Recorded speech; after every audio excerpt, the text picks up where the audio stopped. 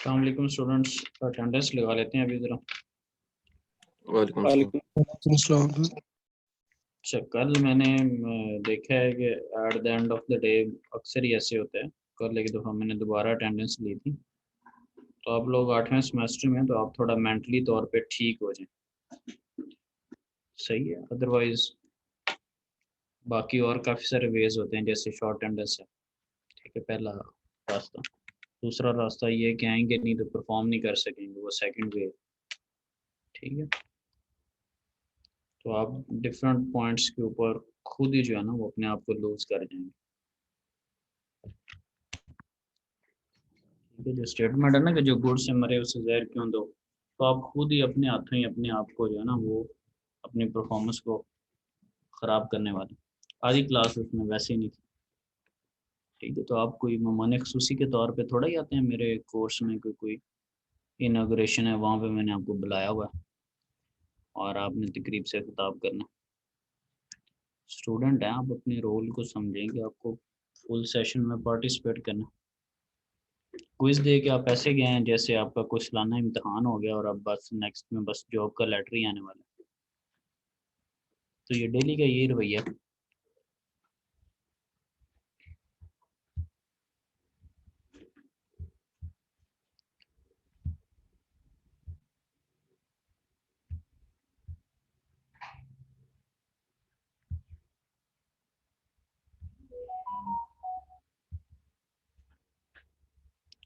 Okay जी, Abdul Rahman.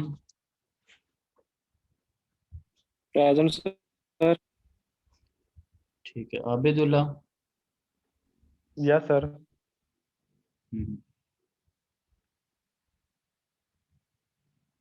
Okay, Abdullah बिशारत।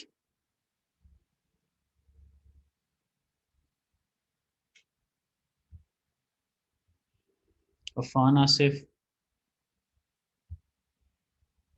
Present sir.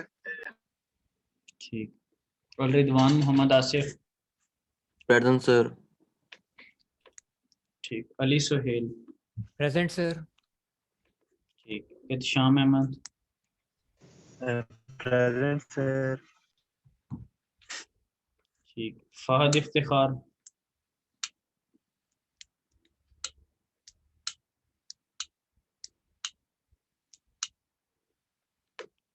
Fahad Iftikhar. Hafiz Fizan Bhatt. Yes sir.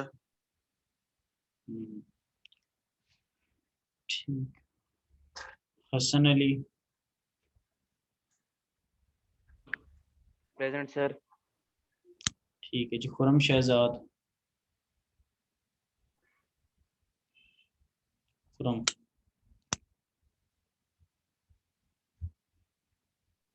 Mohammad Ehsan. Present sir. ठीक है, मोहम्मद असद मेहदी। Mohammad Ehsan present sir. ठीक है, एहसन क्या अब आपको प्राइज दें। ठीक है जी, Mohammad Daud Mansoor. Mohammad Daud Mansoor.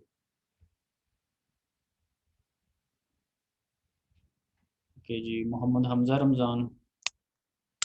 Yes sir, present. ठीक है, हसाम सदीक।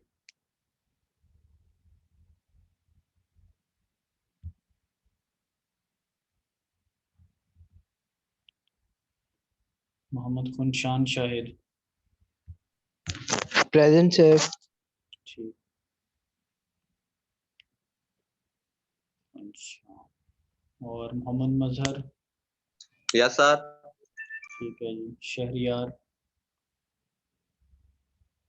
मोहम्मद शहरियार। नहीं है मोहम्मद शहरियार। मोहम्मद उमर फारूक। Yes sir. ठीक है, Mohammad Waqas. Yes sir. Okay, Mujtaba Aamir.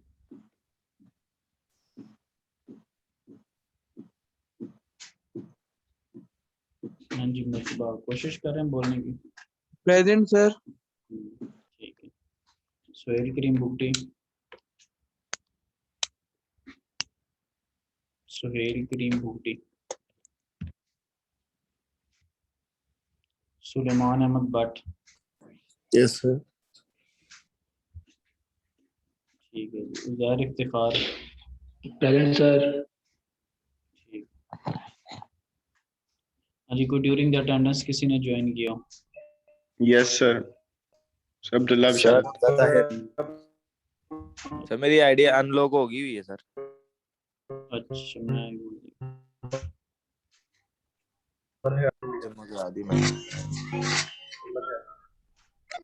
ठीक है, हमजा ताहिर नोट डाउन कर रहा हूँ। अच्छा, तो और कौन था? सर अब्दुल्ला बिशारत।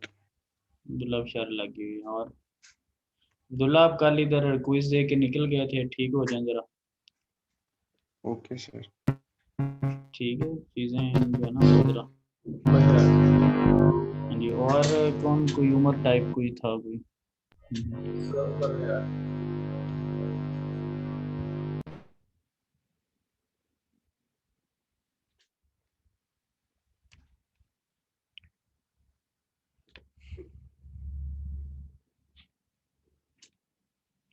उमर कोई था, वो कुछ कहने की कोशिश कर रहा था, पता नहीं।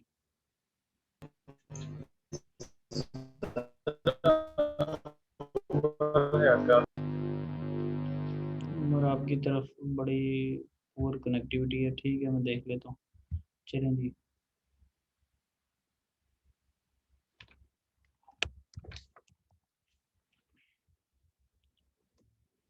ठीक है, उमर लगी हुई है अटेंडेंस।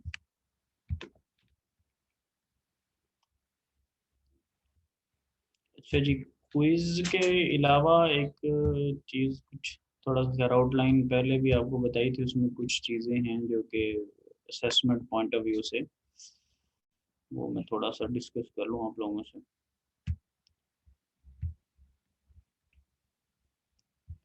अच्छा, इसमें एक आध कोई स्टूडेंट लास्ट टाइम क्वेश्चन भी कर रहा था, तो मोस्ट ऑफ द टाइम सारी चीज़ें जो है ना वो हर टीचर के एलएमएस पे पड़ी होती है, लेकिन ऑब्वियसली वो फिर स्टूडेंट की अपनी रिस्पॉन्सिबिलिटी है कि चीज़ों को गो थ्रू करें।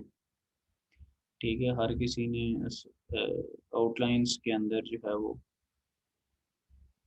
डेटा जो है वो अवेलेबल किया होता है।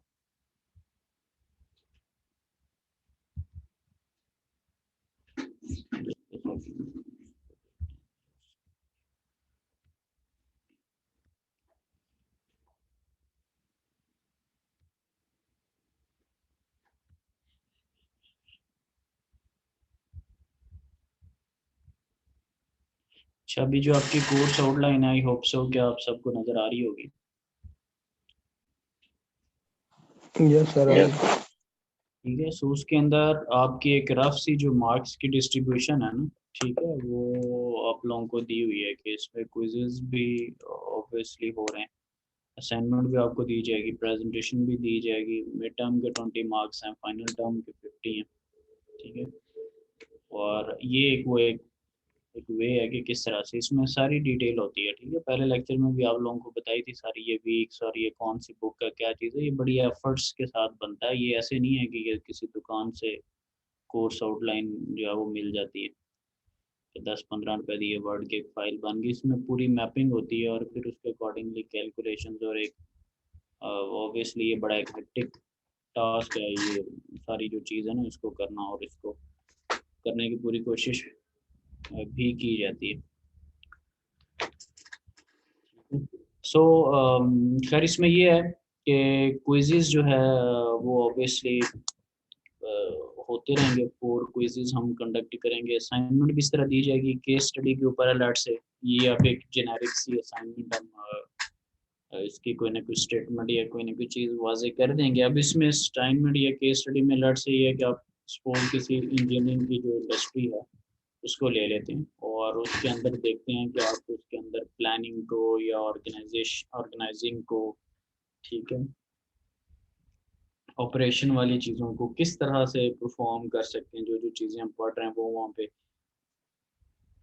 कैसे इम्प्लीमेंट हो सकती हैं, कैसे आप उनकी प्लानिंग कर सकते हैं, कैसे आप स्ट्रेटजीज बना सकते हैं, कैसे आप एक ऑर्गेनाइज्ड वे में उनको लेके चल सकते हैं, उनका क्या बजट कॉन्स्टेंट्स हैं, क्या सारी चीज़ें। सो सम हाउ इसके ऊपर पूरा एक, जैसे हम ऑन एंड ऑफ किसी भी स्लाइड्स के ऊपर रुक के थोड़ी बहुत चीज़ें डिस्कस करते हैं। सो एक फुल फ्लैज एक केस स्टडी के तौर पे, और कभी कभार छोटी मोटी केस स्टडी आ भी जाती है, वो मैं साथ साथ आपको कहता रहता हूँ कि बाकी तो मैं आपको स्लाइड्स वगैरह ये चीज़ें करवा देता हूँ, कभी कभार किसी केस स्टडी का भी करवा देता हूँ। लेकिन चूँकि मैंने पहले भी आपको कहा हुआ कि जब मैं हर स्लाइड्स के ऊपर एग्जांपल्स वगैरह डिस्कस कर रहा हूँ, तो फिर at the end of the case studies जाके मैं वहाँ पे एग्जांपल्स डिस्कस नहीं कर सकता, वहाँ पे ऑब्वियसली फिर मुझे बाकी कोर्स को भी लेके चलना, ठीक है। या तो ये है कि स्लाइड के ऊपर जस्ट बंदा रीडिंग कर दे, आपको कोई मिसाल एग्जांपल वगैरह ना दे, कुछ ना समझाए, और 2-4 केस स्टडी पढ़ दे, तो एक वो भी हो सकता है, लेकिन उसमें ऑब्वियसली लर्निंग वगैरह कम होती है। सो ये आप उस सेंस में कुछ ना कुछ सोचना शुरू कर दें, ताकि अगर आप कोई काम करते हैं तो वो एक अच्छे वे में। इसी तरह प्रेजेंटेशन भी ऑब्वियसली इसी तरह कोई टॉपिक, कोई केस स्टडी होगी जिसके ऊपर आप प्रेजेंटेशन जो है वो देंगे, और प्रेजेंटेशन रिकॉर्डेड होती है या ड्यूरिंग द लेक्चर ले रहे हैं, वो डेफिनेट सी बात है, हमारे अपने टीचर्स के ऊपर है कि हम क्या डिसाइड करते हैं। तो मोस्टली होपफुली जो है वो कोशिश करूँगा कि मैं लेक्चर के अंदर ही, जो आपका टाइम होता है उसके अंदर ही मैं इन चीज़ों को कंडक्ट करूँ। ऑब्वियसली इनका टाइम भी आ जाएगा। सो अब बाकी जो है वो लेट्स से मिड टर्म्स और फाइनल टर्म्स हैं, वो ऑब्वियसली यूनिवर्सिटी की पॉलिसी के अकॉर्डिंगली इन चीज़ों को भी हम देखेंगे।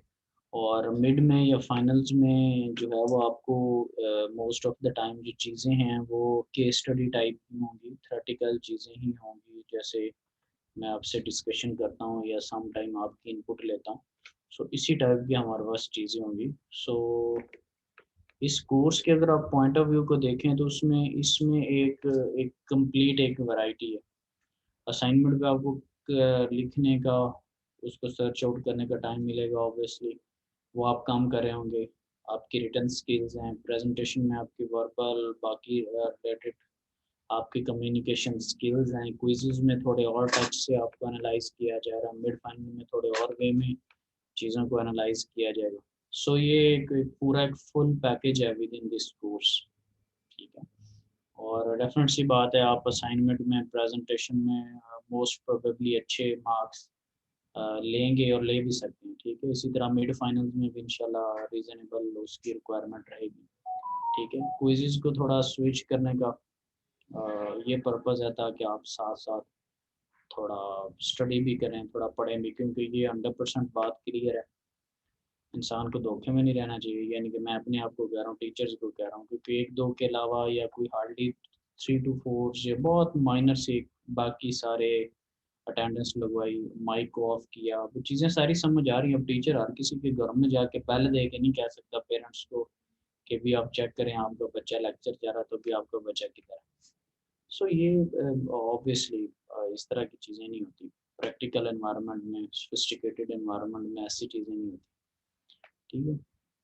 सो ये सारी चीज़ों को ऑब्वियसली किस तरह से मैनेज करना है, क्या करना है, वो फिर आप लोगों ने देखना है। लेकिन मेरे ये कह देने से कि इंशाल्लाह आप अच्छे नंबर लेंगे, या और कुछ स्टूडेंट होते हैं जो जिन्होंने कसम खाई होती है कि सर आप किस तरह कह सकते हैं कि हम अच्छे नंबर लेंगे, आप दिखाएं ज़रा, हमने नहीं पढ़ना, ठीक है। होते हैं ऐसे भी कि सर जी आप अपना ज़ोर लगाएं, हम अपना ज़ोर लगाते हैं, ठीक है। तो आप एक सिमत में जाएं, हम दूसरी सिमत में जाते हैं, देखते हैं जीतता कौन है। उन्होंने एक रेस लगाई होती है, ठीक है। सो आप अगर आप में से भी किसी ने कोई उल्टी रेस लगाई हुई तो वो सीधी रेस वाली तरफ आ जाए, ताकि अपनी एनर्जी जो है वो राइट डायरेक्शन में इनपुट करे, ठीक है। सो असाइनमेंट, प्रेजेंटेशंस और मिड फाइनल्स वगैरह, मैंने आपको पहले कहा था कि बड़ा इंजीनियर्स के साथ बड़ा इंटरलिंक्ड कोर्स है, तो इसमें मुझे ये फील होता है कि मैक्सिमम जो अपॉर्चुनिटीज़ हैं कि इंशाल्लाह इसमें मार्क्स आप लोग गेन जो है वो कर सकते हैं, ठीक है। एक इजी कोर्स है ऑब्वियसली, और थोड़ा वैरायटी के अंदर है हमारे पास में, ठीक है। तो ये एक वे है कि अगर किसी को कि जी क्या हो रहा है, तो ये फ्रॉम द डे फर्स्ट मैंने चीज़ें प्रोवाइड की हुई थी, अगर किसी ने नहीं भी देखा तो दैट इज़ द वे कि हम किस तरह से चलेंगे, ठीक है जी। क्लियर है, इसमें कोई इबाहम वाली बात तो नहीं। सो ये एक है कि इसको हमने किस तरह से चलना। अब coming back to the slides, हम अपने काम पे आते हैं जरा आहिस्ता आहिस्ता।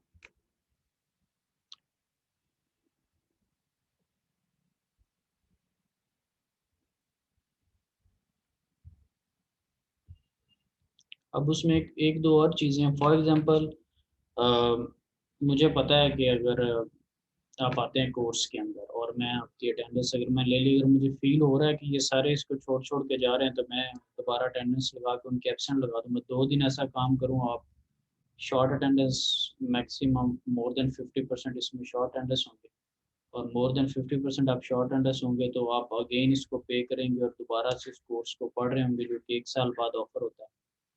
अगर किसी की रूटीन वाइज 4 ईयर की भी डिग्री है तो वो 5 पे एक्सटेंड हो रही होगी, ठीक है। और आपकी स्टेटमेंट क्या होगी कि सर ने शॉर्ट अटेंडेंस कर दिया, मैं आपके घर में जाके मीटिंग लीव करवाता हूँ, या मैं किसी के पास जाके उसका नेट बंद कराता हूँ, या मैं उसका मोबाइल छीन के कहीं फेंक देता हूँ। सो ये वो स्टेटमेंट्स हैं जो कि यूज़ की जाती है। फिजिकल क्लास चल रही है, आप लोग क्लास में नहीं आते, और क्या होता है जी, वो फलाने सर ने हमें शॉर्ट अटेंडेंस कर दिया। सर के पास कोई मशीन है कि जिसमें आपको आपका नाम इंसर्ट किया, जब पंच होकर शॉर्ट अटेंडेंस की लेबलिंग लग के बाहर आ गई। ये वो हैबिचुअल चीज़ें हैं जो कि आप थ्रू आउट करते आ रहे हैं और आप ठीक होने ही नहीं चाह रहे, ठीक है। सो ये कुछ चीज़ें हैं जिनके ऊपर थोड़ा फोकस करें, चीज़ों को थोड़ा देखने की कोशिश करें। फॉर एग्जांपल कल को जो एक कॉमन स्टेटमेंट्स होती है कि सर जी हमारा 8वां सेमेस्टर है। सो व्हाट 8वां है तो मैं उसको छठा तो नहीं कर रहा।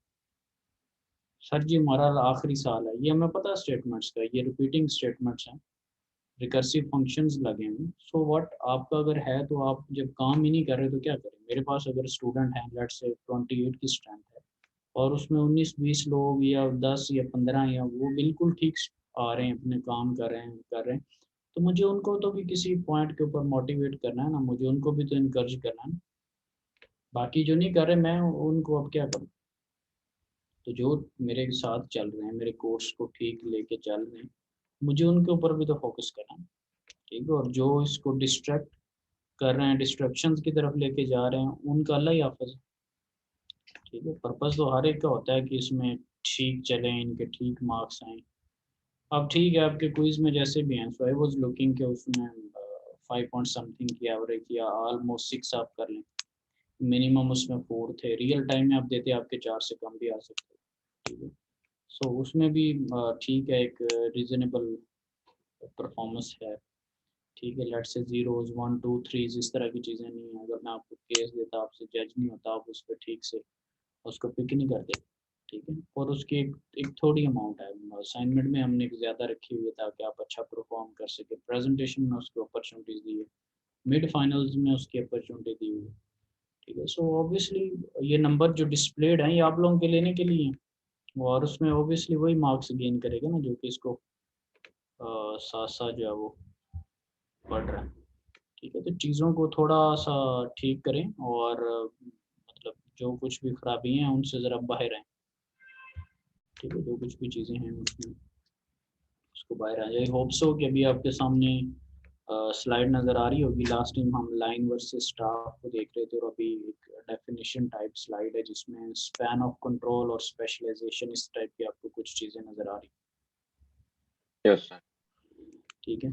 सो जब हम जो क्योंकि हम चैप्टर पढ़ ऑर्गेनाइजिंग का, so किसी भी चीज़ को जब हम ऑर्गेनाइज करते हैं तो उसमें अभी हमें कुछ चीज़ें नज़र आ रही। लेट्स से यहाँ पे लिखा हुआ स्पैन ऑफ कंट्रोल, कि आप कंट्रोल का दौरानिया क्या रख रहे हैं, कंट्रोल किस तरह अपना लिमिटेड कर रहे हैं, कितने लोगों के ऊपर आपका कंट्रोल है। लेट्स से आपके नीचे टीम के अंदर 5 मेंबर्स हैं, 10 मेंबर्स हैं, 20 हैं, 100 हैं। सो क्या है, एक सुपरवाइज़र कितने लोगों को सुपरवाइज़ कर रहा है, मैनेजर कितने लोगों को मैनेज कर रहा है। अब इसमें नंबर ऑफ़ मैनेजर्स अगर मैं बढ़ाऊँगा तो मेरे एक्सपेंडिचर्स बढ़ेंगे, रिसोर्सेज़ ज़्यादा लगेंगे। अगर मैं कम करूँगा नंबर ऑफ़ मैनेजर्स या सुपरवाइज़र और नीचे एम्प्लॉइज़ की तादाद ज़्यादा है, तो माइट भी बेहतर कंट्रोलिंग ना हो सके। सो हर चीज़ के प्रो एंड कॉन्स हैं जो कि अभी खैर इस स्लाइड में नहीं डिस्कस किए हुए। सो आप भी इसको बेहतर समझ सकते हैं कि अगर मैं मैनेजर्स की तादाद बढ़ाता हूँ या कम करता हूँ तो उसके क्या एडवांटेज या डिसएडवांटेज हो सकते हैं, ठीक है। ये एक वो चीज़ है जो कि हम पसे पर्दा इसको देखने की कोशिश कर रहे हैं, ठीक है। सो अभी फॉर एग्जांपल हमारे पास एक यहाँ पे एक स्टेटमेंट है, लिखने को कुछ भी लिखा जा सकता है कि number of people supervised by manager, ठीक है। फॉर एग्जांपल 7 to 20 हैं कि एक मैनेजर जो है वो इनको देख रहा है, ठीक है। तो इसमें जब लैब में भी आप लोग टास्क परफॉर्म कर रहे होते हैं, सो उसके अंदर आप देखते हैं कि लैब की लट से अगर 40 की स्ट्रेंथ है, ठीक है, so उसके अंदर भी हमने उसको दो पोर्शंस में लट से डिवाइड किया होता है, 20-20 की होती है, ताकि इक्विपमेंट के ऊपर या वो सारी चीज़ों के ऊपर वो बेहतर से परफॉर्म कर सके या समहाउ। तो ऑब्वियसली ये जो डिवीजन होती है, ये इसका कोई डिफरेंट पर्पस हो सकता है, माइट बी इंस्ट्रूमेंटेशन के पॉइंट ऑफ व्यू से हो सकता है, कंट्रोलिंग के पॉइंट ऑफ व्यू से उसको डिफरेंट चीज़ें हो सकती हैं, इट डिपेंड्स के क्या क्या और, ठीक है। और फिर जब हम ऑर्गेनाइज्ड वे में चलते हैं तो एक वर्ड यहाँ पे हमारे पास आ रहा है स्पेशलाइजेशन का। अभी आप लोगों ने भी एक डोमेन जब चूज़ की थी, जब आप 7th सेमेस्टर में आएंगे तो आपके भी यहाँ पर एक स्टेटमेंट कॉमन रही होगी कि इलेक्टिव्स क्या रखने और क्या डोमेन चूज़ करनी है, ऐसे ही, ताकि आप कह सकें कि मेरी स्पेशलाइजेशन जो है वो इसमें, ऐसे ही था। Yes, Yes, sir. sir. Yes, अब sir. वो जो भी आपके ज़हन में चीज़ थी उस कॉन्सेप्ट को लेके और ये जो लाइन लिखी हुई है इसको रिलेट करने की कोशिश करें। यहाँ पे लिखा हुआ है increase degree of skills concentration in narrow, ठीक है, और इन नैरो टेक्निकल डोमेन्स, ठीक है। ये जो मेरे पास स्टेटमेंट लिखी हुई है increase degree of skills concentration in narrow technical domains, इसको और आपके ज़हन में जो भी स्पेशलाइजेशन का एक कॉन्सेप्ट था उसको रिलेट करें, थोड़ा सेंस बनती है। और आप मुझे बताएं कि आप जब एक डोमेन को चूज़ करना चाह रहे थे, एक फील्ड को चूज़ करना चाह रहे थे, सो आपके जहन में क्या कॉन्सेप्ट था, आप क्यों उसको, नो डाउट के उसकी मार्केट में डिमांड ज़्यादा है, लेट्स से उसकी जॉब ज़्यादा है, ये एक और चीज़ है, वो दिल कर रहा है वो एक और चीज़ है, मैंने एसटीओ लगना है वो एक और चीज़ है। ये सारी बातें छोड़ के थोड़ा सा टेक्निकल वे में why you are going into that field. जी, कोई कमेंट करना चाहिए?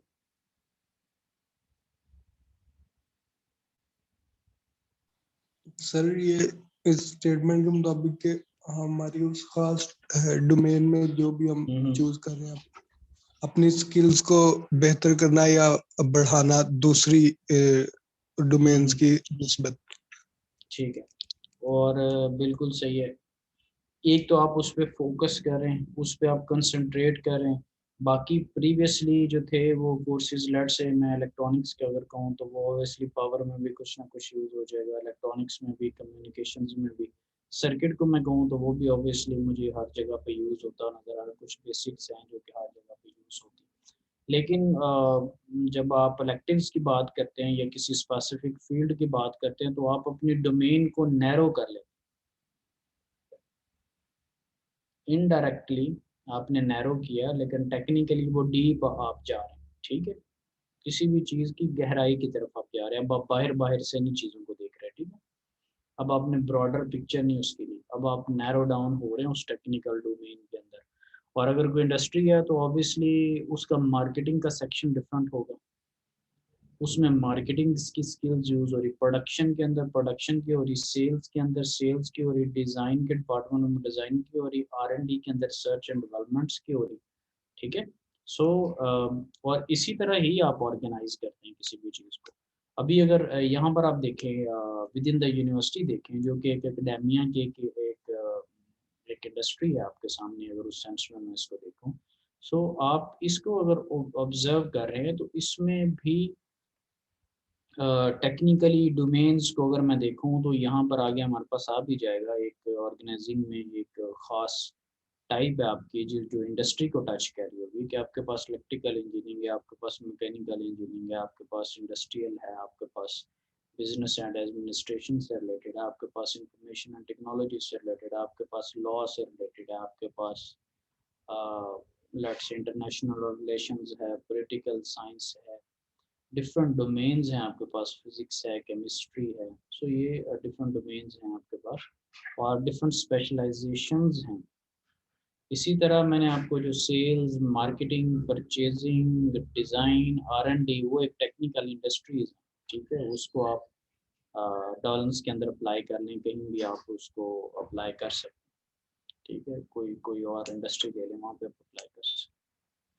अब ये जो ऑर्गेनाइज आपने किसी चीज़ को करना होता है उसके डिफरेंट फंक्शंस हैं जिसको कि अभी 4 पार्ट्स में डिवाइड किया हुआ और आगे कुछ स्लाइड्स हर एक फंक्शन के ऊपर आएंगी। Let's say organising work place है, इसके ऊपर भी हमारे पास आएगी।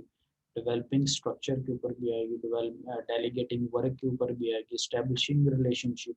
लेकिन आई होप सो कि ये वो चीज़ें जो कि हम एक शॉर्ट टर्म के अंदर इसको पीछे थोड़ा थोड़ा मैंने आपको सारा बताया था कि वर्क प्लेस को कैसे ऑर्गेनाइज करना है, स्ट्रक्चर कैसे डेवलप करना है, वर्क को कैसे डेलीगेट करना है, फर्दर डेलीगेशंस की हमने बातें की थी, रिलेशनशिप एक एस्टैब्लिश करना है, इसमें अक्सर FYPs की एग्जांपल आप लोगों को दे देते। सो अभी मज़ीद हम डिटेल में इस चीज़ को देखते हैं। सो सबसे पहले हमारे पास है कि ऑर्गेनाइजिंग ऑन वर्क प्लेस, ये पिछली स्लाइड का एक कंपोनेंट है जिसको अभी ये जो 4 फंक्शंस हैं मैं आपको कह रहा हूँ कि अगली कुछ स्लाइड्स इनके ऊपर चलेंगी। So that is one of them के ऑर्गेनाइजिंग ऑन वर्क प्लेस। अब इसमें क्या है कि set priority of daily work की आप स्केजुलिंग करें, प्रायोरिटी सेट करें, डू लिस्ट्स बनाएं, ठीक है। आप जो डिस्ट्रैक्शंस आ रही हैं, जो रुकावटें हैं, जो चीज़ें आपको इरिटेट करती हैं, डिस्ट्रैक्ट करती हैं, काम नहीं करने देती, उनको आप ब्लॉक करें, उनको आप रिस्ट्रेन करें, रिस्ट्रिक्ट करें उनको, ठीक है। और अपनी लिस्ट बनाएं, क्या ये काम करना, उसमें प्रायोरिटी सेट करें कि ये टास्क करने हैं, ये ऑब्जेक्टिव्स हैं, ये चीज़ें करनी हैं। विद इन द टीम आप कम्युनिकेट करें, वाया वो आप ईमेल्स कर रहे हैं, टेक्सटिंग कर रहे हैं, जो कुछ भी कर रहे हैं। और शॉर्ट टाइम आप मीटिंग्स ऑब्वियसली अरेंज कर रहे होते हैं, मीटिंग्स अटेंड भी कर रहे होते हैं कि क्या कुछ कर लिया, आगे क्या कुछ करना है। कोई भी नई एक पॉलिसी आती है तो उसके ऊपर एक शॉर्ट टाइप एक ऑब्वियसली एक मीटिंग होती है। अब अगर मैं या कोई और लोग कोर्स पढ़ा रहे हैं, माइट भी हो सकते हैं, हम लोग आपस में मल्टीपल लेवल्स के ऊपर मीटिंग्स करते हैं। और ऑब्वियसली मीटिंग्स कैसे हम करेंगे, हमें ख्याल तो नहीं आएगा दिल में कि आज मीटिंग कर, तो दैट इज़ ऑब्वियस कि कोई कन्वर्सेशन होगी, थ्रू फ़ोन कॉल्स हो रही, थ्रू ईमेल हो रही, व्हाट्सएवर। तो ये हमने प्रायोरिटी, तभी हम कुछ गोल्स कुछ सेट करके फिर, और ये जो आप काम कर रहे हैं अगर, तो आप इनको किसी पेजेस के ऊपर या ऐसी चीज़ों को या मीटिंग्स को या ऐसे चीज़ों को लिख देंगे तो वो बड़ा एक हेक्टिक टास्क है कि आप उसको कैसे सर्च आउट करें। आपने गवर्नमेंट ऑफिस में देखा होगा या मूवीज़ में देखा होगा कि सर मेरी फ़ाइल नहीं मिल रही, तो उस पर कोई किसी को पैसे दे रहा। आजकल वीडियोज़ में देख रहा था सोशल मीडिया पे, एक फ़नी जो वीडियोज़ होती हैं उस टाइप की थी कि किसी आप ऑफिस में जा रहे हैं और वहाँ पे फ़ाइल नहीं मिली, वो कहते हैं जी उसके पास चले जाओ, वो कहता है उसके पास चले जाएँ, फ़ाइल उधर ही है, उसको कुछ सर्च कर रहा है, उसके ऊपर कोई मट्टी कोई पता नहीं क्या। सो अगर चीज़ें इतनी नीचे दबी हुई हैं, चीज़ें आपके सामने नहीं हैं, तो आप कैसे अज्यूम कर सकते हैं कि काम हो रहा है और काम बिल्कुल ठीक से हो रहा है। अब तो टेक्नोलॉजी का दौर है, आपको उसको फाइल्स को अपने सारे डेटा को सिस्टम्स में लाना होगा, आप उसको इजीली रिट्रीव कर सके। कहीं अगर आपको देखना तो आप परफॉर्मेंस को जज कर सकें। दैट से मेरे पास आपके मार्क्स अगर हैं सपोज एक्सेल के अंदर मेरे पास पड़े हुए पोर्टल के अंदर है, तो अगर मुझे देखना हो कि ये क्या काम कर रहा है, ये क्या हो रहा है, या मेरे सामने ये किस टाइप का रिजल्ट शो कर रहा है, तो अगर मैंने बैक परफॉर्मेंस देखनी है, सो आई हैव अ सिस्टम, मैं उसको देख सकता हूँ। अगर मुझे प्रीवियस CGPAs को, प्रीवियस चीज़ों को देखना है, मैं उसको देख सकता हूँ। तो एक वन स्टेप हेड, एक पूरा एक सेंट्रलाइज्ड सिस्टम है। अगर आपको किसी पर्सन को देखना है, इंडिविजुअल एज अ सिटीजन देखना है, तो अगर आपके पास सेंट्रलाइज्ड सिस्टम है तो आप देखें कि इसके खिलाफ कोई FIR वगैरह तो, इसके खिलाफ कोई केस तो नहीं। अगर किसी बैंक में आपका अकाउंट खोला जा रहा है तो चेक किया जाता है कि क्या किसी बैंक का ये डिफॉल्टर तो नहीं। इट डिपेंड्स कि क्या है। तो अगर सेंट्रलाइज सिस्टम नहीं होगा, ठीक है, अगर आप किसी बैंक के डिफॉल्टर हैं और उसकी किसी एक फाइल में आपका एक पेज लगा हुआ, तो उसका दूसरे बैंक को क्या असर होगा। आप एक एफिशिएंट वे में उनकी इंफॉर्मेशन उनकी कैरी करें, उनका सारा डेटा जो है वो कैरी किया जाए और उसके मुताबिक चीज़ों को आप ऑर्गेनाइज्ड वे में जो है वो करें, ठीक। अब ये वाली जो हमारे पास स्लाइड है कि डेवलप ऑर्गेनाइजेशनल स्ट्रक्चर, तो ये जब आपने स्ट्रक्चर ऑर्गेनाइज करना है, इसके अंदर कुछ कंपोनेंट्स में इसको डिवाइड किया हुआ, ठीक है। वो अभी आप नीचे देखेंगे भी, जैसे फंक्शनल है या डिसिप्लिन है या आपके पास प्रोडक्ट है या रीजनल है या मैट्रिक्स है या टीम नेटवर्क्स, इनके अकॉर्डिंगली आपने चीज़ों को डिवाइड किया हुआ है। ठीक है, सपोज फंक्शनल है तो फंक्शंस की बेस के ऊपर आपने चीज़ों को डिवाइड किया। डिसिप्लिन है तो जैसे मैंने आपको बताया था कि फिजिक्स है, केमिस्ट्री है, इलेक्ट्रिकल इंजीनियरिंग है, उसकी बेस पे हो सकता है कोई इंडस्ट्री है उसमें प्रोडक्ट्स या रीजनल की बेस के ऊपर। जैसे आपने अक्सर वर्ड सुना होगा, कहते हैं कि ये रीजनल डायरेक्टर है। ठीक है, तो उसके अंदर रीजन्स के अंदर उन चीज़ों को है। अब लेट से एक इलामा इकबाल ओपन यूनिवर्सिटी का अगर एक मैं आपको एग्जांपल दूं तो उसका मेन जो ऑफिस है जो कि हेड कर रहा है डिस्टेंस लर्निंग को, वो इस्लामाबाद में है। उनके डिफरेंट रीजन्स बने हुए, लेट से ये जो लाहौर का रीजन है, ये शेखपुरा का, ये साहिवाल का, तो आगे रीजनल डायरेक्टर्स हैं। अगर किसी मल्टीनेशनल आप कंपनी को लें तो माइट भी हो सकता है कि उसका मेन ऑफिस या हेड ऑफिस आपका अब्रॉड है। ठीक है, और आगे रीजनल बेस पे एशिया के ऊपर या पाकिस्तान के ऊपर, इस बेस के ऊपर उनके डायरेक्टर्स हैं, मैनेजर्स हैं, फिर नीचे उन्होंने सिटीज़ को इस तरह डिवाइड किया हुआ। सो कुछ ना कुछ इस टाइप की जो चीज़ें हैं वो हमारे पास होंगी। ठीक है, और फंक्शनल बेस के ऊपर लेट्स से कि जी इसमें वही जो एग्जांपल आपको दे रहा था, cell, marketing, purchasing, design, R&D, इस तरह से। सो फंक्शंस के ऊपर भी डिपेंड कर सकता है कि आपने उनको कैटेगराइज किया हो। ठीक है, सो ये डिफरेंट हो सकती हैं। अभी वन बाय वन इन सारों को हम देखते हैं। तो जो वेरी फर्स्ट स्टेटमेंट उन्होंने लिखी हुई कि identify and group work so that it can be done efficiently by the people. So आपने इनको ग्रुपिंग करके किसी एक स्पेसिफिक डोमेन में डाला हुआ। सो उसको हम वन बाय वन अभी देख लेते हैं कि क्या। ठीक है, सो लेट्स सी कि जी अभी अगर मैं फंक्शनल ऑर्गेनाइजेशन को देखूं जिसके ऊपर फंक्शंस की बेस के ऊपर आपने इनको डिवाइड किया हुआ। ठीक, और उसमें मेरे पास लेट से टेक्निकल डायरेक्टर है, मैकेनिकल, लेट से जो टेक्निकल डायरेक्टर जिन चीज़ों को देख रहा है, मैकेनिकल डिज़ाइन को, माइट हो सकता है इलेक्ट्रिकल डिज़ाइन को, क्वालिटी कंट्रोल को, और प्रोडक्शन इंजीनियरिंग को, सिस्टम इंजीनियरिंग को। सो ये कुछ चीज़ें हैं हमारे पास जिनको के डिफरेंट फंक्शंस की बेस के ऊपर देखा जा रहा है। अब ये किस तरह की कंपनी में ये सेटअप इन्वॉल्व हो सकता है, किस जगह पे इस तरह की आपको चीज़ नज़र आती है। सपोज आपके सामने एक स्लाइड मैंने ये भी ओपन की हुई है, इसमें आप देख रहे हो और आपको फील होता है कि हर जगह पे तो ऐसा नहीं होता, हर जगह पर टेक्निकल डायरेक्टर तो नहीं होता, और हर जगह पे प्रोडक्शन इंजीनियरिंग इस तरह की तो नहीं हो रही। अगर आप लेट से यूनिवर्सिटी की बात करें तो आपको लगेगा कि इसमें इस तरह की चीज़ें नहीं होती। इसमें डिपार्टमेंट तो हो सकते हैं, फिजिक्स, केमिस्ट्री, इलेक्ट्रिकल इंजीनियरिंग, ये वो, ये आप कहेंगे कि सर ये हमें जो है वो किसी इंडस्ट्रियल टाइप जो है ना वो चीज़ की हमें लुक दे रहा है, ये हमें एजुकेशन टाइप की लुक नहीं दे रहा। ठीक है, या जैसे मैंने कहा था कि रीजनल और उस तरह की चीज़ आप कहेंगे उस तरह की भी हमें ये नहीं लुक दे रहा, मल्टीनेशनल कंपनी की भी हमें लुक नहीं दे रहा। तो इसकी एक ख़ास नोयत सी हमें लग रही है कि ये किसी जगह पे फिट बैठ रहा है, किसी पे नहीं बैठ रहा, हर एक चीज़ को ये कवर नहीं कर रहा।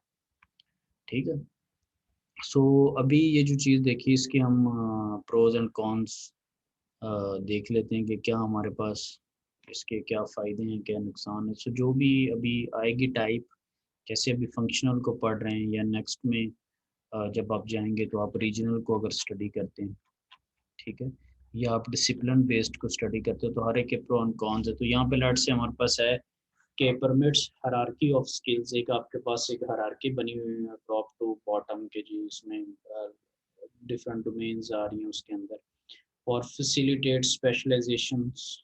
ठीक है, सिंप्लीफाइज कोऑर्डिनेशन। ठीक है, लेट्स एक टेक्निकल डायरेक्टर है तो उसके नीचे इलेक्ट्रिकल वाली एक विंग बन गई है, उनकी ऑब्वियसली एक सर्टन स्पेशलाइजेशन है, उनको उनके अकॉर्डिंगली फैसिलिटेट किया जाएगा। और कोऑर्डिनेशन सिंप्लीफाई कैसे होगी कि इलेक्ट्रिकल में अगर कोई भी इशू है तो इलेक्ट्रिकल वालों से पूछा जाएगा। ठीक है, और वो ऑब्वियसली उसको रिस्पॉन्ड करेंगे, मैकेनिकल वाले में करेंगे। अगर आपको सारों को मिला के एक ही जगह पर रख दिया जाए, सो ये कहा जाए कि फ़लाँ बंदे को आप जानते हैं या फ़लाँ को ये टास्क देना है या फ़लाँ से रिलेटेड ये इशू, तो माइट भी हो सकता है सेम नेम आ रहे हो, आप सारों को जानते भी ना हो। और अगर आप 20 को अगर आप उनको कैटेगराइज करते हैं आधे आधे, तो आप क्या करेंगे कि अल्फ़ाबेट वाइज फिर देंगे कि A to C जो है वो फ़लाँ मैनेजर के पास है, B to Z दिस है, और फ़लाँ यहाँ से लेके यहाँ तक है। तो दैट इज़ बिट डिफ़िकल्ट। ठीक है, सो आप कहीं भी किसी आपको किसी इंडस्ट्री में भी जाने का अगर इत्तेफ़ाक हुआ हो तो आपको पता है कि आगे फर्दर अंदर डिपार्टमेंट्स होते हैं, आगे डोमेन्स होती हैं, आप ऑब्वियसली उनके अकॉर्डिंगली कोऑर्डिनेट कर रहे हो। So that is simplified. आप किसी को कहते हैं कि ये मैंने चीज़ लेनी है, वहाँ पे जाना, कहते हैं यार ये तो बहुत बढ़िया, आप बताएं आपने कौन से डिपार्टमेंट में जाना है, किस बिल्डिंग में जाना है। जैसे आप क्लू देते हैं वो आपको उधर भेज दे, वहाँ पे फर्दर आप नैरो डाउन होते होते होते। तो इसी तरह टास्क का ऑब्वियसली है कि अगर एक इंडस्ट्री को कोई टास्क मिला है तो अब वो इंडस्ट्री वाले जो है वो देखेंगे कि ये कौन से डिपार्टमेंट को सूट करता है, क्या होता है, उनकी तरफ उसकी रिक्वेस्ट चाहिए। और अगर दे फील कि ये जी हमारे डिपार्टमेंट से इंटरलिंक नहीं है, फिर इंटरनल ऑब्वियसली कोऑर्डिनेशन शुरू हो जाएगी और उसमें बेस्ट को देखा जाएगा, या ये माइट भी हो सकता है कि उसकी डोमेन में ना आता। ठीक है। सो अब जब आप स्पेशलाइजेशन की बात कर रहे हैं, कुछ आपने चीज़ें जो है उनको नैरो डाउन कर दिया, तो ऑब्वियसली फिर जो करंट टेक्नोलॉजीज होंगी, जो इक्विपमेंट होगा, वो साफ ज़ाहिर इसमें यूज़ हो रहा होगा। लेट्स से आप इलेक्ट्रिकल की अगर लैब्स को या चीज़ों को देखें, या लेट्स से आप मोबाइल ही रिपेयर करवाना चाहते हैं, तो उसकी वर्कशॉप में और एक गाड़ी की वर्कशॉप में आपको फ़र्क नज़र नहीं आता। जो मोबाइल रिपेयरिंग शॉप है और जो व्हीकल की रिपेयरिंग शॉप है, क्या ख्याल है, होता डिफरेंस? उनके मीटर्स, उनकी चीज़ों को मेजर करना, उनकी चेक करना, Yes, sir. उसमें जी, सर। टेक्नोलॉजी के अंदर भी फ़र्क है, उसके अपने नॉलेज के अंदर भी फ़र्क है, उसकी इंस्ट्रूमेंटेशन एंड मेजरमेंट्स में भी फ़र्क है, उनका रेट्स भी ऑब्वियसली डिफरेंट, सारी चीज़ें कंप्लीट एक पूरी वर्क प्लेस ही पूरी की पूरी डिफरेंट है। ठीक है, कि किस तरह का काम करना है, वहाँ पे क्या करना है। सो टेक्निकली हम किसी भी जगह पे इसको, अब फर्टिलाइज़र है, सो उसके अंदर अगर कोई लेटेस्ट टेक्नोलॉजी आ रही है तो उसकी अपनी मशीनरी बिल्कुल एक डिफरेंट है। ठीक है, अगर कोई एसी एंड रेफ्रिजरेशन की बात कर रहा है उसकी डिफरेंट है, वॉशिंग मशीन्स की भी बात कर रहा है उसकी डिफरेंट है। अगर मेरे पास व्हीकल्स हैं और उसके अंदर आप उसको किसी उसके डैशबोर्ड को या उसकी चीज़ों को, उसके अंदर टेप वगैरह, या आप उसको कोई टच सिस्टम दे रहे हैं या सिस्टम से कनेक्ट करें, उसमें एक डिफरेंट सॉफ्टवेयर है, डिफरेंट सारी चीज़ें, उनकी सारी ऑटोमेशन और डोर लॉकिंग और व्हाट्सएप, सारी चीज़ें डिफरेंट है ऑब्वियसली। सो किस में क्या टेक्नोलॉजी यूज़ हो रही है, इंजन्स किस टाइप का, ये सारी चीज़ें जो है वो डिफरेंट है। ठीक है, और इसी तरह कोई पावर प्लांट वगैरह, तो उसको बहुत अगर पहले देखा जाए तो माइट भी हो सकता है कि कोई मैनुअल कंट्रोल हो। ठीक है, अब स्काडा के थ्रू या ऑटोमेटिक कंट्रोल सिस्टम्स के थ्रू पूरा एक सेंट्रलाइज्ड सिस्टम, और आप देख रहे हैं कि कौन सा जो पावर प्लांट है वो क्या प्रोडक्शन दे रहा है, नेशनल ग्रिड में कितनी एडिशन हो रही है, क्या हो रहा है, किस पे क्या मतलब वैल्यूज़ जा रही हैं। ठीक है, क्या रेटिंग्स वगैरह, सारी चीज़ों को जो है वो जज किया जा रहा है, और पूरी एक रिपोर्ट जनरेट हो रही है कि कहाँ पर, और कहीं भी अगर कोई इशू होता है तो ऑब्वियसली उसका माइट भी हो सकता है कि नोटिफिकेशन आए, उसका कोई अलार्म टाइप हो, कोई कॉल टाइप सेटअप हो, ताकि उस चीज़ को वहाँ पर जो है वो चेकआउट किया जाए। ठीक है, सो ये सारी चीज़ें अभी थोड़ा बहुत भी कोई भी इशू हो तो हमारे पास फॉरेन मीडिया के ऊपर हमें पता होता है कि अभी जो पावर कट आया है, या अभी जो लोड शेडिंग हुई है, या अभी जो लाइट नहीं अवेलेबल, वो फ़लाँ जगह पे फ़लाँ सिस्टम की वजह से ये चीज़ें।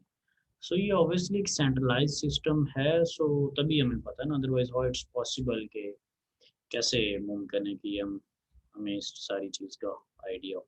ठीक, सो अब इसमें कुछ उसके डिसएडवांटेजेस टाइप की चीज़ें हो सकती है। लेट्स से लिखा हुआ कि इनकरेज एक्सेसिव सेंट्रलाइजेशन। अब सेंट्रलाइज्ड या डिसेंट्रलाइज्ड में क्या होता है कि सेंट्रलाइज्ड में ये होता है कि आपकी हायरार्की इवेंचुअली एक पर्सन के अंडर आ रही होती है। ठीक है, डिफरेंट डिपार्टमेंट्स उसमें हो सकते हैं, चीज़ें नैरो डाउन होते होते एक सेंट्रलाइज्ड, जिसको आप ये कहते हैं कि अक्सर आप कहते हैं कि एक बड़ा सेंट्रलाइज्ड सिस्टम। ठीक है, इवेंचुअली सारी चीज़ें जिधर भी जा रही हैं वो किसी एक सिस्टम में, किसी एक सॉफ्टवेयर में, किसी एक जगह पे सारों की इनपुट वहाँ पे एक ही प्लेटफॉर्म पे आपको मिल रही है। ठीक है, अब डिसेंट्रलाइज में या उसमें क्या होगा कि आपको हर जगह पे डिफरेंट डिसीजंस, डिफरेंट चीज़ें, उससे क्या होगा कि उससे टाइम या डिलेइंग या इस टाइप का आएगा। सो यहाँ पे इनकरेजेस एक्सेसिव सेंट्रलाइजेशन का क्या है कि लेट्स से आपके पास इलेक्ट्रिकल वाले हैं, वहाँ पे उस चीज़ के ऊपर पूरी वर्किंग होगी, डिसीजन लिया जाएगा, उसके ऊपर एनालाइज किया जाएगा, कोई ना कोई फैसला लिया जाएगा। मैकेनिकल को होता है तो उस पर लिया जाएगा सारी चीज़ें। अगर मैं इधर वापस आए थे नट से, इसी पे सेंट्रलाइज वाले को हम डिस्कस करें, सो आप देखें कि हर एक जगह से होकर चीज़ फिर इवेंचुअली टॉप लेवल पे आ रही है। सो ये सारे डिलेइंग मैकेनिज्म्स हैं। कोई पूछता है तो कहेंगे लेट्स से जी इलेक्ट्रिकल वालों के पास है, तो पहले माइट भी हो सकता है स्कूल लेवल पे है जी, स्कूल ऑफ इंजीनियरिंग के पास है लेट्स से ये जी रिसर्च प्रोजेक्ट जो है। फिर आएगा जो ओके जी इनमें फर्दर किन के पास है जी, फलां के पास, ठीक। डायरेक्टर प्लानिंग के पास लेट से आया, उसने आगे स्कूल वालों ने आगे बताया, फिर आगे। सो हर एक पॉइंट के ऊपर आप चीज़ों को एनालाइज कर रहे हैं, डिसीजंस ले रहे हैं, सारा कुछ कर रहे हैं। सो इसमें उसका कहने का मतलब ये है कि माइट भी हो सकता है कि इसमें एक्सेसिव सेंट्रलाइजेशन है। सेंट्रलाइज तो सेटअप है लेकिन बहुत ज़्यादा जगह से की चीज़ हो क्या रही, डिले डिसीजंस मेकिंग, ये मैं आपको पहले बता चुका हूँ कि इसमें किस तरह से डिले आएगा, क्योंकि हर पॉइंट के ऊपर उसको उसका चेक एंड बैलेंस जो है वो मेंटेन किया जा रहा है, ठीक है। और अगर आपको मल्टीपल लेवल्स के ऊपर कम्युनिकेशन करनी अगर पड़ सकती है तो माइट भी हो सकता है कि कम्युनिकेशन गैप आ जाए। अक्सर देखा जाता है कि एक ईमेल होती है लट से वो बड़े चैनल से सर्कुलेट हो के आ रही थी, एक बंदे को ये, फिर देन नेक्स्ट को, फिर उससे आगे, फिर उससे आगे, ठीक है। सो कम्युनिकेशन में भी कोई ना कोई ब्लॉकेज आ सकता है, एक लॉन्ग टर्म आपको कम्युनिकेशन जो है वो करनी पड़ सकती है, ठीक है। अब let's say restricts development of managerial skills, ठीक है, कि डिफरेंट जब आप डोमेन्स के ऊपर कर देते हैं तो जो मैनेजरियल लेवल्स के ऊपर लोग हैं, जो डायरेक्टरशिप के ऊपर हैं, उनकी तो अपनी स्किल्स तो इम्प्रूव हो रही हैं, लेकिन ओवरऑल जो एम्प्लॉयज़ हैं उनके अंदर मैनेजरियल स्किल्स ऑब्वियसली नहीं प्रोड्यूस हो रही थी। क्योंकि मैनेजरियल स्किल्स में ये है कि जब आपने छोटे छोटे सेटअप्स में किसी को डिवाइड नहीं किया हुआ, हर एम्प्लॉय अपने तौर पे डिसीजन लेने का एलिजिबल है, हर एम्प्लॉय अपने तौर पे कोई इनोवेशन को समहाउ करने का एलिजिबल है, ठीक है। ये नहीं है कि वो एक टीम के अंडर उसे जो कुछ कहा जा रहा है वो कर रहे हैं, नहीं तो वो बैठे हुए। सो यहाँ पे उसकी पर्सनली अपनी ग्रोथ नहीं हो रही, अपनी उसकी स्किल्स जो है वो इम्प्रूव नहीं हो रही, मैनेजरियल पॉइंट ऑफ व्यू से वो खुद ग्रो नहीं कर रहा। नो डाउट वो काम कर रहा है, डेली की प्रोडक्ट बना रहा है, डेली के वो टास्क कर रहा है, लेकिन उसको जो हदायत आ रही है उसके ऊपर वो कर देते हैं, ठीक है। सो खुद से उसकी कोई जो स्किल्स हैं वो एज सच इम्प्रूव नहीं हो रही, ठीक है। अगर वो खुद से उसको डिसीजन लेना पड़े, खुद से वो परचेजिंग कर रहा है, खुद से वो सारी चीज़ें मैनेज कर रहा है, तो फिर उसकी ये सारी स्किल्स टेस्ट होंगी वहाँ पे। स्ट्रेस मैनेजमेंट उसकी, लेट से वो कैसे बजट को कैसे मेंटेन कर रहा है, वो कैसे प्लान कर रहा है, क्या उसने अपनी स्केजुलिंग किस तरह से की है, और किस तरह से वो कस्टमर की नीड को देख रहा है, तो ये सारी चीज़ें हो रही होती हैं, ठीक है। अगर वो खुद से करेगा तो, अगर खुद से नहीं करेगा तो फिर साफ ज़ाहिर है ये सारे गैप्स जो हैं वो उसमें रहेंगे। अब ये किन अदारों में ये यूज़ हो सकता है, मैंने पहले जब ये स्लाइड ओपन की थी तो आई हैव सेड दैट कि जी हो सकता है कि आपके ज़हन में आए कि ये बहुत सारी जगहों पर ये एप्लीकेबल नहीं है सारी, इसको देख के तो हमें लगता है किसी एक लिमिटेड टाइप का सेटअप है ये। सो ये यहाँ पर इस स्लाइड में यही बताने की कोशिश की गई कि ये फंक्शनल जो ऑर्गेनाइजेशन की आप बात कर रहे हैं डिफरेंट फंक्शंस की बेस के ऊपर, वो किस टाइप की ऑर्गेनाइजेशन के अंदर ये हो सकता है, ठीक है। और किस में हो सकता है कि जिसमें आप रिलेटिवली हाई स्टेबिलिटी और वर्क फ्लो देखना चाह रहे हैं कि एक स्टेबल वे में वर्क हो, और लिमिटेड प्रोडक्ट डाइवर्सिटी, जो आप प्रोडक्ट्स बना रहे हैं वो बिल्कुल एक लिमिटेड है, बहुत एक छोटा सा आपका सेटअप है, ठीक है। सर्टन मैन्युफैक्चरिंग ऑपरेशंस, बहुत ज़्यादा एक वाइडर रेंज में नहीं है, ठीक है। और छोटी छोटी कोई कंपनी, अगर कोई स्मॉल मतलब स्टार्टअप्स वाली कोई कंपनी है जिन्होंने एक छोटा सा अपना एक प्रोजेक्ट स्टार्ट किया हुआ, या कोई प्रोसेस इंडस्ट्री से रिलेटेड है, organisation with narrow product ranges, ये वही एक ही बात है कि आपका जो प्रोडक्ट्स का जो प्रोसेसिंग का वो जो स्कोप है that is not too much broader, ठीक है। और आपने कोई छोटे लेवल के ऊपर कोई प्रोडक्शन साइड या मार्केटिंग या इस तरह का कोई सिंपल सा काम जो है वो आप लोगों ने शुरू किया हो, तो ये उनकी बेस के ऊपर आती है। अब जो नेक्स्ट में हमारे पास क्या है कि डिसिप्लिन बेस्ड ऑर्गेनाइजेशन, ये वो यूनिवर्सिटी वाली एग्जांपल है। लेट्स से यहाँ पे लिखा हुआ है सपोज इंजीनियरिंग डीन है, mechanical engineering, electrical, industrial, chemical और सिविल, ये तो आपको पता है। इस पे आने से पहले मैं इसी डिसिप्लिन की आपको एक दो लाइनें पढ़ाता हूँ ताकि ये चार्ट हमें और मज़ीद समझ आए। सो डिसिप्लिन में क्या लिखता है कि favoured by universities, governmental laboratories and other R&D organisations. देखें ये वाली लाइन पिछली वाली फंक्शनल के अंदर नहीं थी, ठीक है।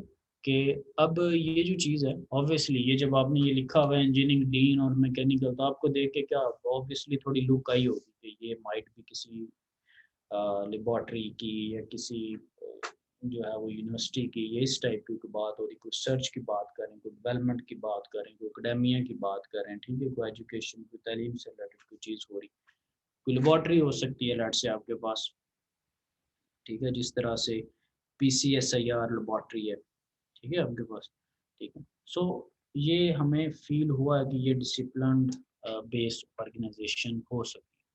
सो यूनिवर्सिटीज़, गवर्नमेंट लेबॉर्ट्रीज और अदर R&D ऑर्गेनाइजेशन को ये फेवर कर रहा है। अब ये क्या काम कर रहा है, ये किन की प्रमोशंस कर रहे हैं, किस चीज़ को प्रमोट कर रहे हैं, कौन से कल्चर को मोटिवेट कर रहे हैं, इनोवेशंस को ये मोटिवेट कर रहे हैं, ठीक है।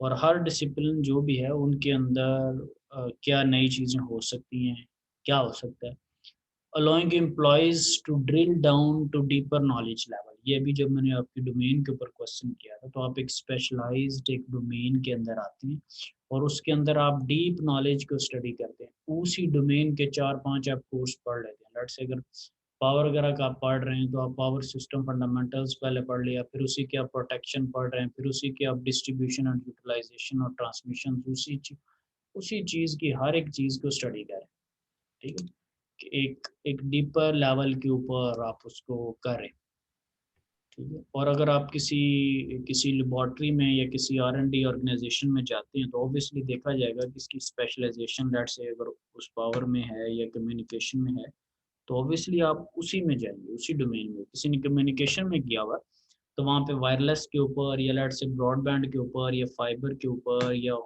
ऑन गोइंग टेक्नोलॉजीज़ के ऊपर अगर आपको काम करना है, सो जो प्रीवियस आपका नॉलेज होगा वो वहाँ पर जज हो रहा, ठीक है। अब अगर वो देखते हैं कि यार 5G की हमने टेस्टिंग करनी है या लेट से किसी और की हमने टेस्टिंग करनी है और उसमें देखना है कौन सा इक्विपमेंट बेहतर है, क्या चीज़ें हैं, तो फिर आप आपकी जो डोमेन है उसी डोमेन वाले बंदे को लेके आएंगे और इसमें इनोवेशन भी प्रमोट होगी और उसका जो डीपर नॉलेज है उसको भी चेक हो गया। तो ये कहाँ से आपने लर्न किया, ये ऑब्वियसली आपने किसी इंडस्ट्री में से लर्न किया है, किसी किसी जगह पे आपने काम किया है, किसी लैब के अंदर किसी जगह के ऊपर, ठीक है। अब अगर देखें, allowing employees to drill down to deeper knowledge level without requiring much coordination with others, ठीक है, बाकियों के साथ बहुत ज़्यादा आपको कोऑर्डिनेशन नहीं करनी पड़ती लाइक वाइज प्रीवियस के अंदर जिस तरह। सो आप इसमें कुछ ना कुछ इनोवेट कर सकते हैं, कुछ ना कुछ नई डेवलपमेंट लेके आ सकते हैं, कुछ ना कुछ नई रिसर्च जो है वो कर सकते हैं।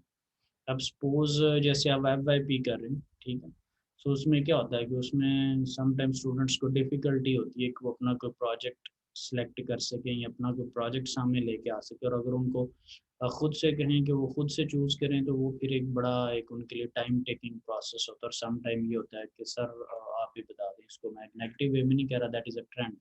होता क्या है कि ऑब्वियसली उन्होंने 6 सेमेस्टर तक या कुछ प्रीवियस में उस टाइप का कोई काम नहीं किया होता, सो उन्हें एक डिफ़िकल्टी फेस करना पड़ रही होती है, उन्हें एक इशू फेस करना पड़ रहा होता है कि वो किस तरह से किसी चीज़ को लेके चलें। लेकिन वंस लेट्स सपोज कि आप खुद से कोई चीज़ डिसाइड कर सकते हो और एक बेहतर चीज़ डिसाइड कर सकते हो, so you don't need to coordinate with others. आप एक इंडिविजुअल एक प्रोजेक्ट आपने लिया हो और आप 2 या 3 लोग विद अ ग्रुप उसके ऊपर काम कर रहे हैं, आपका बाकियों के साथ कोई लिंक नहीं है, आप खुद से अपना टास्क जो है उसको परफॉर्म करें। हर बंदा किसी एक टॉपिक पे रिसर्च पे लगा हुआ है, हर बंदा किसी सर्टेन चीज़ के ऊपर काम कर रहा है, ठीक है। सो यहाँ पर आपको बहुत ज़्यादा बल के अंदर बाकी लोगों के साथ कोऑर्डिनेशन करने की जो है ना वो ज़रूरत नहीं है, ठीक है जी। इसी तरह आगे है प्रोडक्ट ऑर्गेनाइजेशन, जैसे पीछे 2 हमने देखा कि फंक्शनल के ऊपर हमने देखा है और डिसिप्लिन बेस के ऊपर, सॉरी। इसी तरह प्रोडक्ट ऑर्गेनाइजेशन के ऊपर क्या है कि प्रोडक्ट बेस्ड चीज़ें आपके पास, ठीक है, लेट्स से गवर्नमेंटल प्रोडक्ट्स हैं, ये यूनिवर्सिटी प्रोडक्ट्स हैं, कस्टम प्रोडक्ट्स हैं, ये कंज्यूमर प्रोडक्ट्स, इंडस्ट्रियल प्रोडक्ट्स। ये कोई ऑर्गेनाइजेशन है तो डिपेंड करता है वो किस टाइप की प्रोडक्ट्स बना रही है, ठीक है। अक्सर होता है कि आप कोई बात जब प्रोडक्ट्स के ऊपर की बात करते हैं तो आप कह रहे होते हैं कि ये जो इंडस्ट्री है वो तो इस तरह की चीज़ बनाती ही नहीं है, या वो जो इंडस्ट्री है वो इस टाइप की प्रोडक्ट बनाती है, ठीक है। लेट्स एक ब्रांड है नेक्स्ट का, ठीक है, ये नेक्स्ट जिसको हम अगला कहते हैं, ठीक है। सो नेक्स्ट वो जो है वो ये आपके पास क्लॉथ्स के अंदर और शूज़ के अंदर, ठीक है, कुछ प्रोडक्ट्स जो है वो बना रहा है, ठीक है। माइट भी हो सकता है कि कोई इंडस्ट्री जो है वो हॉस्पिटल्स को प्रोडक्ट्स बना के दे रही है, गवर्नमेंट साइड के ऊपर जो प्रोडक्ट्स है वो बना के दे रही है, कुछ लेबॉर्ट्रीज हैं जो कि यानी कि ऑर्गेनाइजेशंस हैं जो कि यूनिवर्सिटीज़ को इक्विपमेंट बना के देती हैं, ट्रेनर्स जो हैं वो यूनिवर्सिटी को दे रही हैं, ठीक है। कुछ जो है वो कोई और इंडस्ट्री है उसको टारगेट कर रहे हैं, ठीक है। सो ये सारी चीज़ें हो सकती हैं। लेट से आपने केमिस्ट्री की लैब वगैरह बनाई हुई तो उनको फिजिक्स के एक्सपेरिमेंट्स हैं, लेट से पेंडुलम वगैरह या कोई और चीज़ है, वर्नियर कैलिपर से इस तरह की। सो ये इंडस्ट्री इस तरह प्रोडक्ट के ऊपर जो है वो बेस कर रही होगी, प्रोडक्ट्स के ऊपर जो है वो काम करेगी। सो आई होप सो कि आपको ये प्रोडक्ट ऑर्गेनाइजेशन का भी आइडिया हो चुका होगा, ठीक है। आज के लिए इतना ही है। इसमें अगर कोई इशू वगैरह तो आप डिस्कस कर सकते हैं। सर एक दफा सर वो जो आपने इससे पिछला पॉइंट नहीं समझाया था कि जी जी वो सर जो पिछली स्लाइड थी इससे या इससे अगली, जिसमें आप बता रहे थे ये लेबोरेटरीज वगैरह, ये सर ये नहीं समझ लगी सर। अच्छा, कि यानी कि कैसे है कि फेवर्स बाय यूनिवर्सिटीज या गवर्नमेंट लेबोरेटरीज वगैरह। जी सर ये वाला इसमें क्या मतलब, ये मतलब कि क्या सर ये चीज़? मतलब कि जो चीजें मतलब कि जिस सेक्टर को फेवर कर रही हैं हमने, मतलब कि जैसे अच्छा। गवर्नमेंट एक हम्म, इलेक्ट्रिकल, जैसे हम अदारा ले लें कोई भी, जी जी जी। तो वो मतलब कि किस तरह मैनेज कर रही है अपने आप को, कौन कौन सी प्रायोरिटीज उनके लिए सेट की हैं, वो हम्म, उनके लिए फेवरेबल है या नहीं, ये यहाँ हम्म, ये चीज की अच्छा। बात हो रही है। हाँ जी, ठीक है, मैं आपके मतलब थोड़ा साफ ज़रा आपका क्वेश्चन भी थोड़ा ब्रॉड ही है, ठीक है। इसको थोड़ा नैरो डाउन करने की कोशिश करता हूँ। इसमें यह है कि देखिए, यूनिवर्सिटी के अंदर आपने किसी भी डोमेन के ऊपर नॉलेज ले लिया, ठीक है। सो अब आप उसको क्या करेंगे कि आफ्टर गेनिंग द नॉलेज, और वो मैंने स्पेशलाइजेशन और इस तरह की बातें कर ली आपसे, ठीक है, कि स्पेशलाइज्ड है आपको अब उस पे जो आपने इलेक्टिव्स वगैरह चूज़ किए उन पे हमने सारी बातें करके, सो आपको स्पेशलाइज्ड नॉलेज आ चुका है, एक सर्टेन डिसिप्लिन में आप काम करने के लिए एलिजिबल हैं।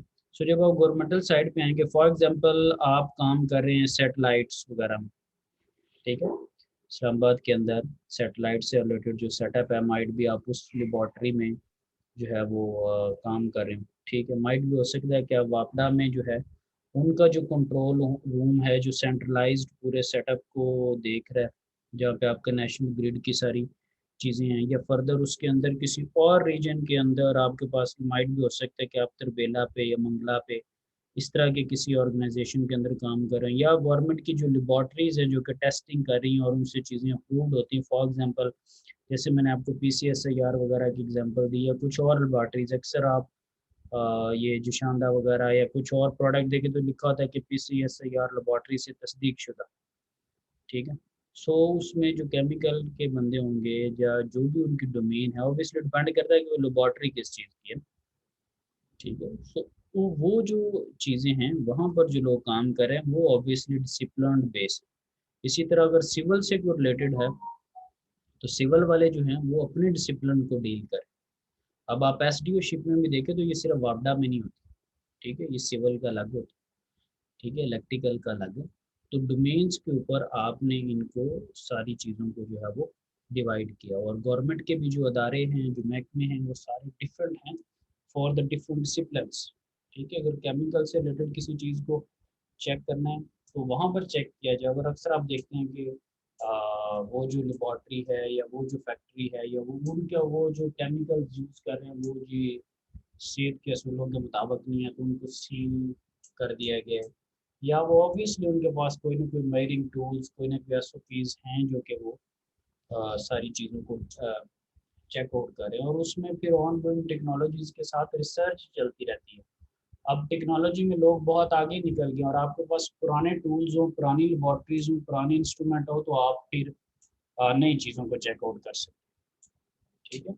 सो ये चीज़ है। फॉर एग्जांपल गाड़ियाँ वगैरह आप अगर कहीं चेक कर रहे हैं, एक्साइज एंड टैक्सेशन को अगर मिलेगी, तो अब आपको, आपके ख्याल में क्या है कि आपने थोड़ा सेंट्रलाइज बैकएंड पे सिस्टम किया हो, आप जस्ट उसका नंबर या ड्राइवर का जो लाइसेंस नंबर या उसका आईडी कार्ड नंबर, तो आपको उसकी पूरी डिटेल आ जाती है।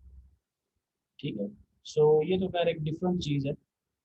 सो इस वे में आप डिफरेंट डोमेन्स में काम को डिवाइड करके और आगे लेके जो है ना वो चल रहे होते हैं। ठीक है। सो आई होप सो कि इसमें काफ़ी सारी मैंने बातें बताने की कोशिश की है, तो कोई ना कोई यकीनन बात आपने पिक की होगी और उससे थोड़ा कॉन्सेप्ट क्लियर हो जाएगा। ठीक है जी। जी सर। हाँ ठीक है जी, मैं मीटिंग को लीव कर रहा हूँ और अल्लाह हाफिज़। ओके सर, अल्लाह।